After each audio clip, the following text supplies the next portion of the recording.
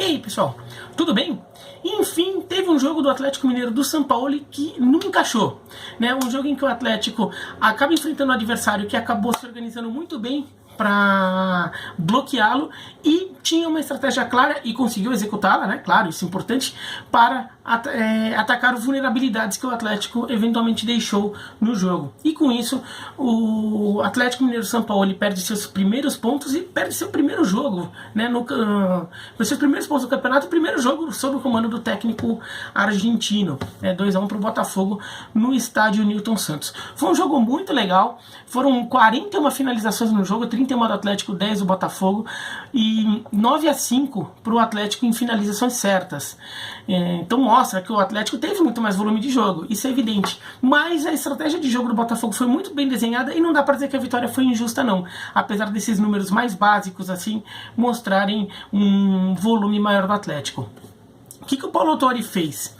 O Paulo Autuori, ele percebeu que assim, mesmo o jogo sendo na casa do Botafogo, tentar jogar de peito aberto com o Atlético não ia dar certo. O Atlético tem mais time, o Atlético está num nível de evolução mesmo coletiva, independentemente só da qualidade de jogadores, mas um nível de evolução coletivo maior, né? O Botafogo ainda está se informando, tudo, ainda que o Paulo Autuori tenha chegado mais cedo que o São Paulo, mas o Botafogo está com muito jogador novo de idade mesmo, né?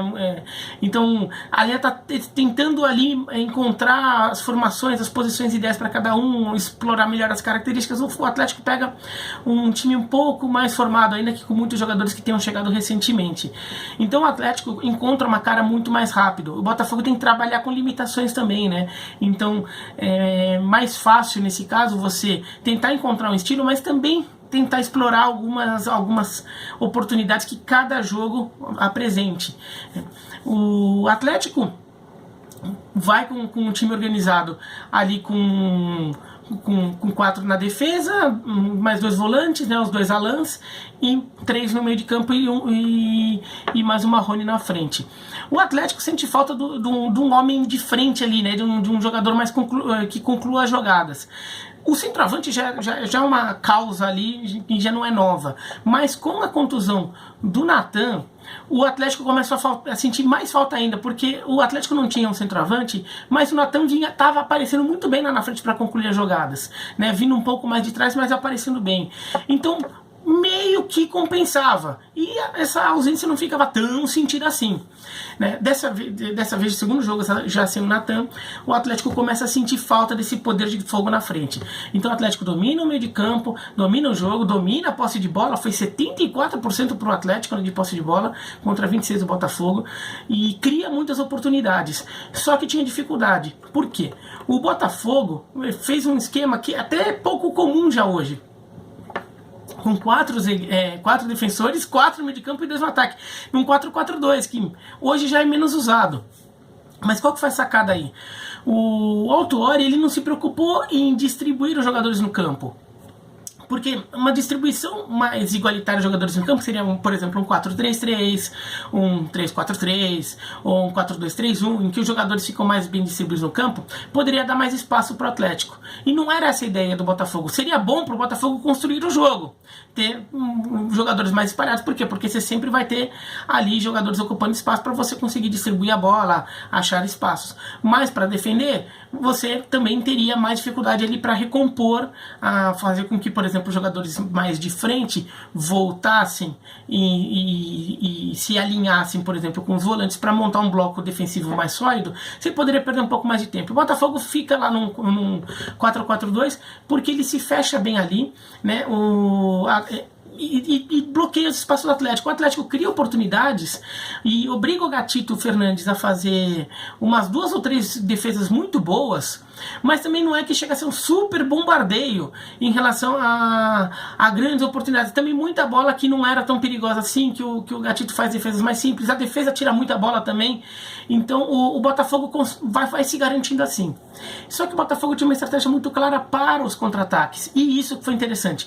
O Botafogo estava realmente comprometido com a ideia do contra-ataque. Não é o time que ficou na defesa e se pintar uma oportunidadezinha eu vou contra-atacar. Não, o Botafogo estava realmente comprometido com o contra-ataque a ponto de ter tido várias oportunidades. Eu falei aqui 10 finalizações sendo 5 certas, mas teve vários outros contra-ataques que o Botafogo conseguiu escapar e de repente não terminou em finalização, termina num passe errado, termina na zaga tirando, né, alguma coisa assim, e o contra-ataque não chega a uma conclusão, mas ele existe. E o Botafogo, ele vai bastante para isso. Como?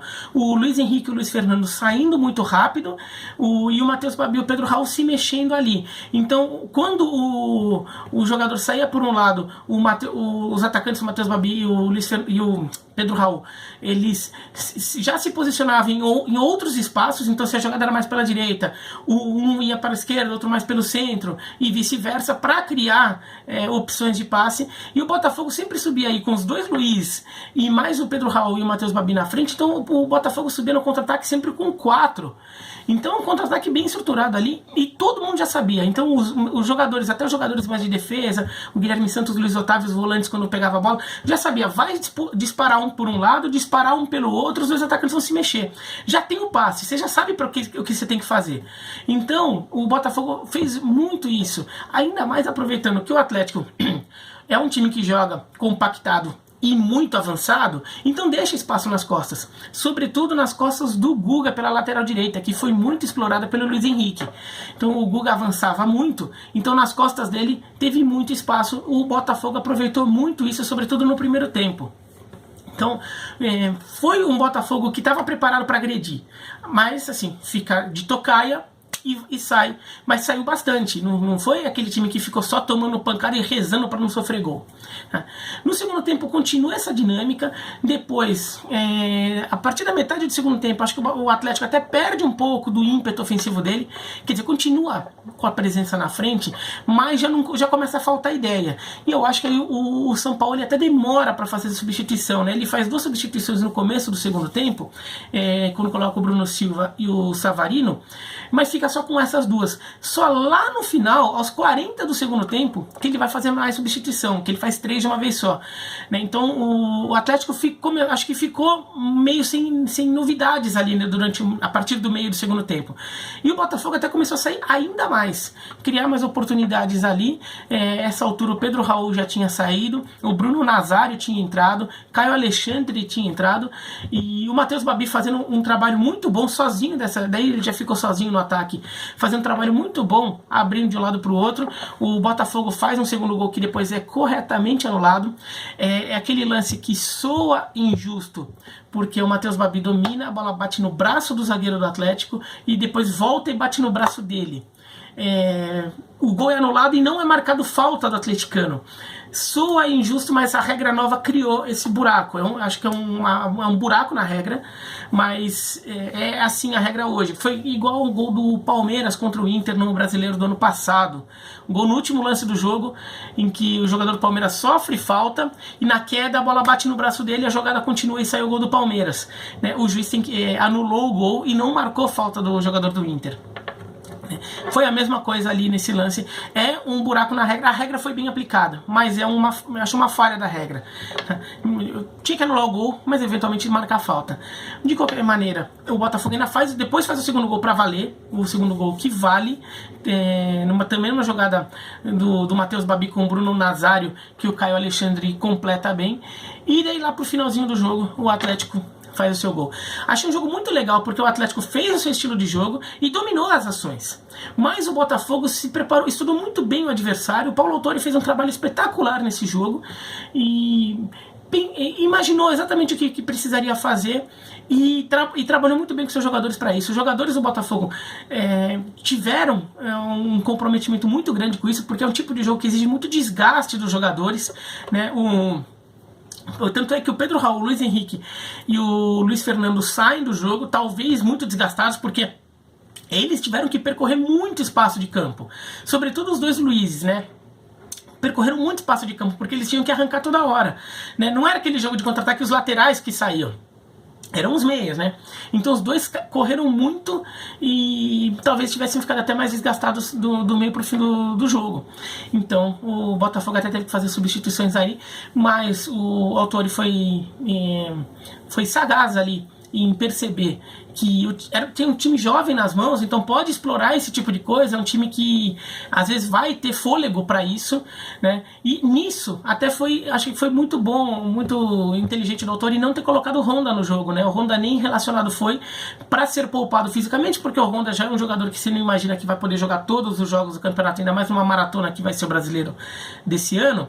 Então e esse é um jogo que talvez exigisse muito do Honda, né? Se o Honda tivesse em campo, ele teria que correr muito, teria que percorrer muitos espaços ali, talvez ele não aguentasse muito bem, e também teria que ter uma segurança lá na posição. E se você colocasse o Honda mais atrás para ficar mais de volante lançando, ele teria que ter um poder de marcação muito forte, porque ia ter que suportar a pressão que o Atlético ia exercer, e exerceu.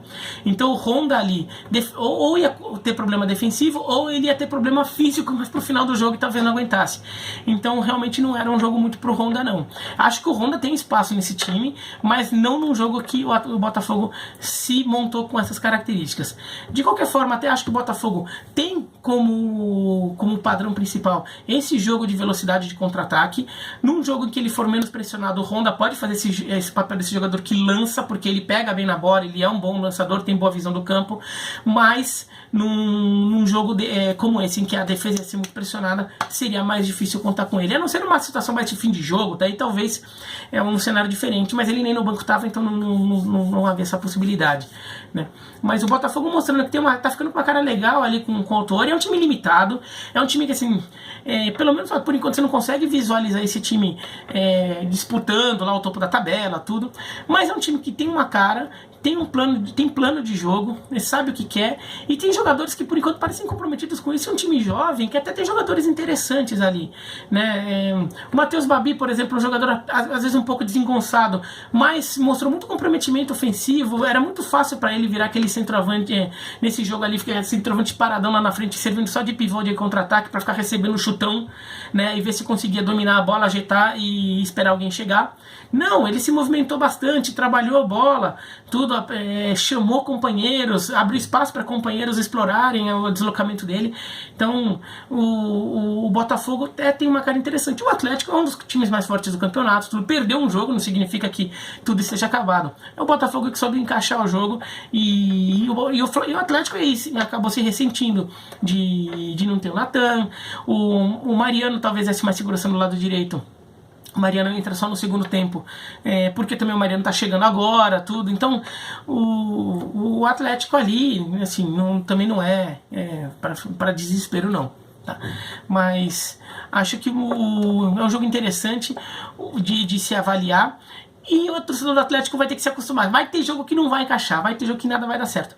Agora, ainda assim, se o Gatito não tivesse pegado umas 2, 3 bolas lá no começo do jogo, e se uma delas tivesse entrado, tudo seria diferente, porque o Atlético sairia na frente e daí o cenário mudaria. Ou mesmo se o Atlético tivesse empatado, antes de sofrer o segundo gol, o Atlético tivesse em algum momento chegado ao empate, se a bola do Savarino que bateu na trave tivesse entrado, alguma coisa assim, o cenário seria outro. Talvez o Botafogo se retraísse mais e aceitasse mais um papel de o Atlético lá tentando, martelando, né? Talvez isso eventualmente acontecesse. Mas não aconteceu. O Botafogo também tem o mérito de ter um grande goleiro, isso é mérito do clube, né? Mérito do time, né? É um mérito de um jogador do Botafogo. Até acho que o Gatito foi o melhor jogador em campo, e com isso o Botafogo sai com uns 3 pontos e deixa a torcida aí com bons sinais ali, depois de 2 anos ali vendo um Botafogo muito ruim em campo, né? Um Botafogo assim, é até ruim de ver.